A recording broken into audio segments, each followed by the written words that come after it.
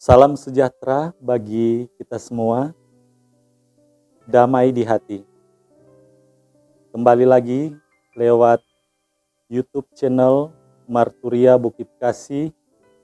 Di kesempatan ini kami akan melayani saudara-saudara lewat kebenaran firman. Kita memanfaatkan kecanggihan teknologi saat ini. Kiranya lewat kecanggihan teknologi saat ini, kabar tentang Injil Kristus boleh didengar oleh saudara-saudara yang rindu dan cinta akan kebenaran. Namun sebelum kita membaca Alkitab dan dalamnya kita akan merenungkan kebenaran firman Tuhan yang terdapat dalam tuntunan penjabaran MTPJ tanggal 21 sampai 27 Agustus tahun 2022. Terlebih dahulu kita satu dalam doa, kita berdoa. Ada rasa syukur dan pujian kepadamu ya Tuhan, karena oleh kasih dan perkenananmu Tuhan, Engkau masih memberikan kesempatan bagi kami sebagai umat-umat-Mu yang telah diselamatkan. Kami semua ya Tuhan di kesempatan ini rindu dan ingin mendengarkan kebenaran sabda firman Tuhan melalui YouTube channel Marturia Bukit Kasih ini. Berkati ya Tuhan apa yang hendak kami bacakan dan renungkan yang menjadi perenungan warga gereja di Minggu tanggal 21 sampai 27 Agustus tahun 2022. Berkati kami semua Tuhan, pendengar-pendengar maupun yang tetap ingin mengikuti akan YouTube channel tersebut. Biarlah nama-Mu terus kami permuliakan lewat hadirnya teknologi yang ada. Ini kami yang berdoa Tuhan, ini kami yang bermohon. Di dalam nama Kristus Yesus Tuhan, Juru Selamat hidup kami berdoa. Amin. Saudara-saudara yang dikasihi dan diberkati oleh Tuhan, di tanggal 21 sampai dengan tanggal 27 Agustus tahun 2022, kita akan membaca dan merenungkan sebagian sabda firman Tuhan yang terdapat di dalam kitab Roma pasal 14 ayat 1 sampai dengan ayatnya yang ke-12. Kitab Roma pasal 14 ayat 1 sampai dengan 12. Lembaga Alkitab memberikan judul atau perikop "Jangan menghakimi saudaramu". Firman Tuhan ditulis demikian.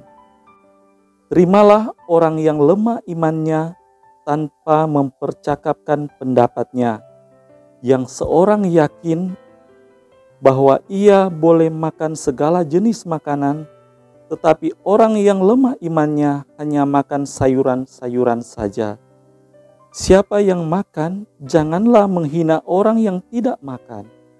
Dan siapa yang tidak makan, janganlah menghakimi orang yang makan. Sebab Allah telah menerima orang itu. Siapakah kamu sehingga kamu menghakimi hamba orang lain? Entahkah ia berdiri, entahkah ia jatuh, itu adalah urusan tuannya sendiri. Tetapi ia akan tetap berdiri karena Tuhan berkuasa menjaga dia terus berdiri. Yang seorang menganggap hari yang satu lebih penting daripada hari yang lain, tetapi yang lain menganggap semua hari sama saja. Hendaklah setiap orang benar-benar yakin dalam hatinya sendiri. Siapa yang berpegang pada suatu hari yang tertentu, ia melakukannya untuk Tuhan. Dan siapa makan, ia melakukannya untuk Tuhan. Sebab ia mengucap syukur kepada Allah, dan siapa tidak makan, ia melakukannya untuk Tuhan. Dan ia juga mengucap syukur kepada Allah, sebab tidak ada seorang pun di antara kita yang hidup untuk dirinya sendiri, dan tidak ada seorang pun yang mati untuk dirinya sendiri. Sebab jika kita hidup untuk Tuhan.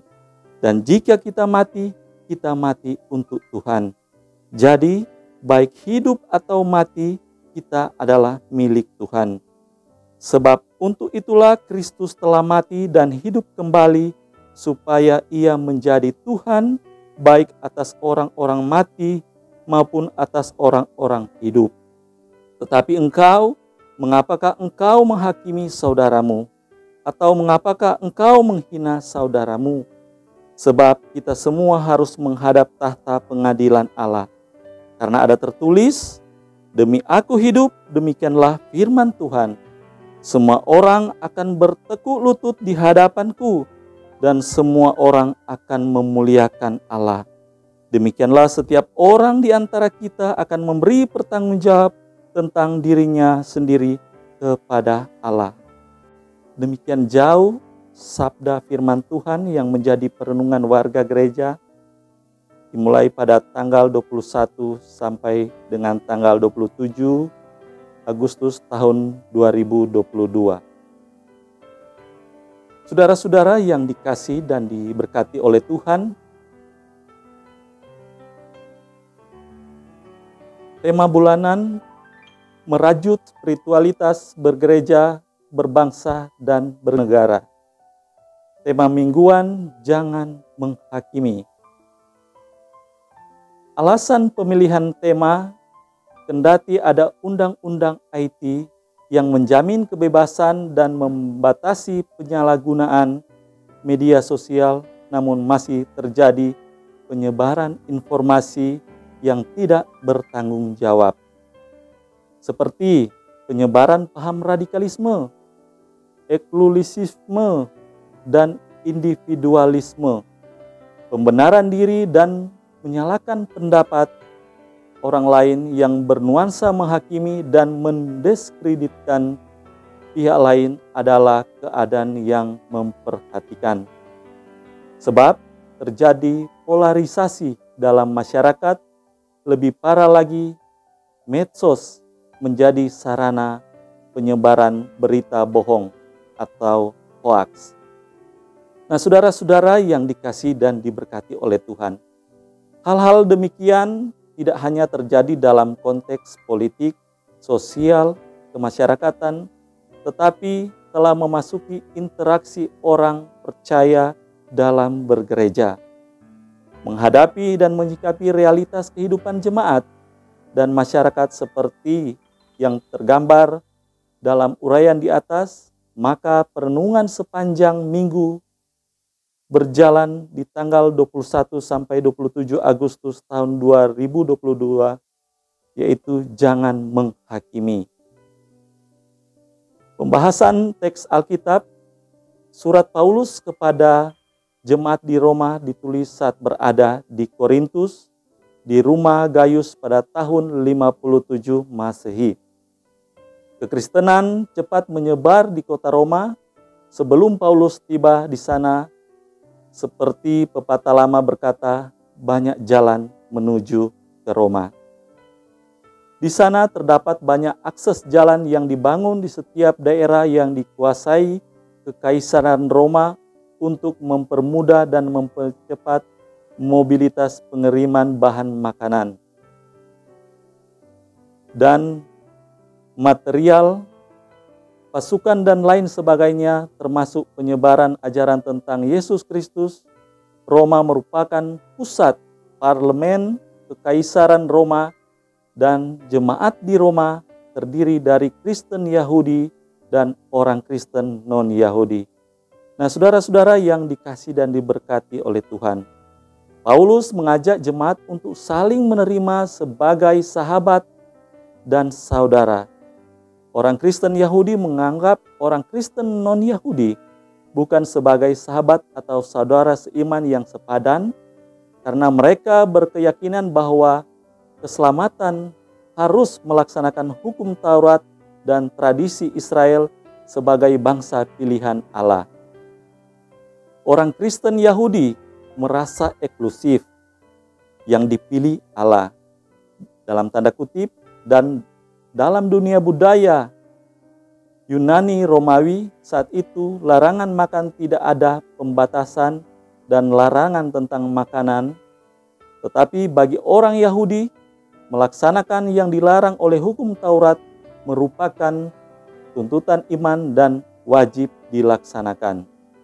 Nah, saudara-saudara yang dikasihi dan diberkati oleh Tuhan, ketika orang Kristen Yahudi kembali ke Roma, mereka belum berani membuka tempat khusus untuk menyembelih daging secara kosher, sesuai dengan adat dan peraturan hukum Taurat. Karena mereka masih takut terhadap pemerintah Roma, namun mereka tetap memelihara peraturan makanan daging yang tidak disembelih secara khusus dan darah dikeluarkan dinilai najis. Karena itu mereka hanya makan sayur-sayuran saja. Paulus dengan lembut menyapa dan menegur jemaat lewat ungkapan silema yang menunjuk kepada orang Kristen Yahudi, namun bukan berarti Paulus menunjuk kepada orang Kristen non-Yahudi sebagai yang si kuat. Memang ada anggapan bahwa ungkapan ini berhubungan dengan perbandingan jumlah jemaat Kristen Yahudi dan Kristen non-Yahudi, di mana mayoritas orang Kristen di Roma adalah orang Kristen non-Yahudi dan orang Kristen Yahudi adalah kaum minoritas. Kata lemah di sini berasal dari kata Yunani esteneo, berarti lemah secara fisik, namun arti lemah digunakan Paulus merujuk pada lemah iman. Kegagalan untuk percaya penuh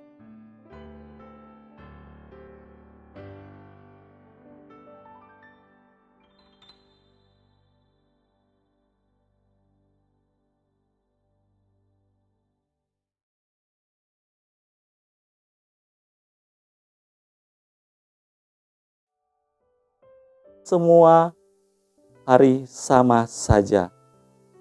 Paulus memediasi pertentangan ini dengan memberi gambaran tentang kekristenan adalah satu kesatuan dan bahwa tidak ada seorang pun hidup dan mati untuk dirinya sendiri. Karena baik hidup atau mati adalah milik Allah. Paulus juga memberi teguran terhadap sikap saling menghina dan menghakimi di antara mereka sebagai saudara seiman dalam Yesus Kristus. Karena pada akhirnya semua akan ada dalam pengadilan Allah atas segala perbuatan baik dan jahat. Paulus mengutip perjanjian lama, Yesaya 45 ayat 23. Di situ dikatakan, "Demi aku sendiri, aku telah bersumpah dari mulutku, telah keluar kebenaran. Suatu firman yang tidak dapat ditarik kembali, dan semua orang akan bertekuk lutut di hadapanku, dan aku bersumpah setia dalam segala bahasa sambil berkata, keadilan dan kekuatan hanya ada di dalam Tuhan." Paulus berkata bahwa kita akan ada di dalam pertanggungjawaban akan diri sendiri di hadapan Allah. Saudara-saudara yang dikasihi dan diberkati oleh Tuhan, baik dalam kehidupan bermasyarakat maupun berjemaat, kita tidak dapat menutup diri dari keberagaman suku, agama, ras, budaya, dan golongan. Bahkan pendapat atau pola pikir juga berbeda-beda karena perbedaan latar belakang kehidupan dan kepentingan. Walaupun terdapat keberagaman dalam kehidupan kekristenan, namun jemaat merupakan satu kesatuan. Setiap orang dengan keyakinan iman melakukan untuk Tuhan dan mengucap syukur kepada Tuhan. Tidak hidup bahkan mati untuk dirinya sendiri, tetapi untuk Tuhan. Karena kita adalah milik Tuhan dan Tuhan berkuasa atas kita, kita dapat menghina, menghakimi, menolak mereka yang adalah saudara-saudara seiman hanya karena berbeda suku, budaya, dan pandangan serta cara makan. Keberagaman adalah anugerah Allah, di mana Allah menerima dan menyelamatkan orang yang berbeda-beda setiap tindakan, cara pandang, melalui pola pikir, sikap hati, ucapan, dan tindakan-tindakan terhadap sesama akan dipertanggungjawabkan kepada Tuhan. kita akan menghadap tahta pengadilan Allah atas segala perbuatan kita. Maka biarlah dengan sungguh kita memiliki sikap kerendahan hati, penuh kasih, tidak sombong, mengasihi sesama tanpa saling menyalahkan dan saling menghakimi. Karena itu, hai manusia, siapapun juga engkau yang menghakimi orang lain, engkau sendiri tidak bebas dari salah. Sebab dalam menghakimi orang lain, engkau menghakimi dirimu sendiri, karena engkau yang menghakimi orang lain melakukan hal-hal yang sama. Demikian sabda firman Tuhan yang menjadi perenungan warga gereja di Minggu tanggal 21 sampai 27 Agustus tahun 2022. Kita satu di dalam doa, kita berdoa. Kami mengucap syukur kepadamu ya Allah kekal Bapa di dalam kerajaan sorga, karena Engkau masih memberikan kesempatan bagi kami Tuhan untuk boleh belajar tentang kebenaran firman-Mu. Banyak hal yang boleh kami baca dan nanti akan kami renungkan ya Tuhan. Dalam perenungan jangan menghakimi. Memang tak bisa dipungkiri Tuhan bahwa dalam kami mau mengejawantakan kebenaran firman-Mu, mau mengaplikasikan firman-Mu dalam kehidupan kami sehari-hari, kami tidak mampu Tuhan.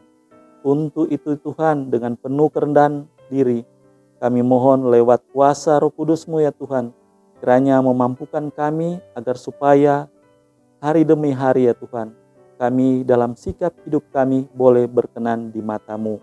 Ini kami yang bersyukur dalam kesempatan ini lewat teknologi yang ada, lewat YouTube channel Marturia Bukit Kasih ini. Kiranya Engkau berkati kami semua, berkati juga saudara-saudara kami ya Tuhan, yang rindu akan kebenaran-Mu, yang boleh melihat dan mendengar akan tayangan rohani ini. Biarkanlah kami dalam hari lepas hari, kami terus mempermuliakan Engkau dalam kehidupan kami.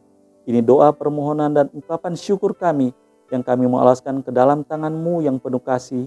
Di dalam nama Kristus Yesus Tuhan, Juru Selamat hidup kami berdoa dan mengucap syukur kepadamu.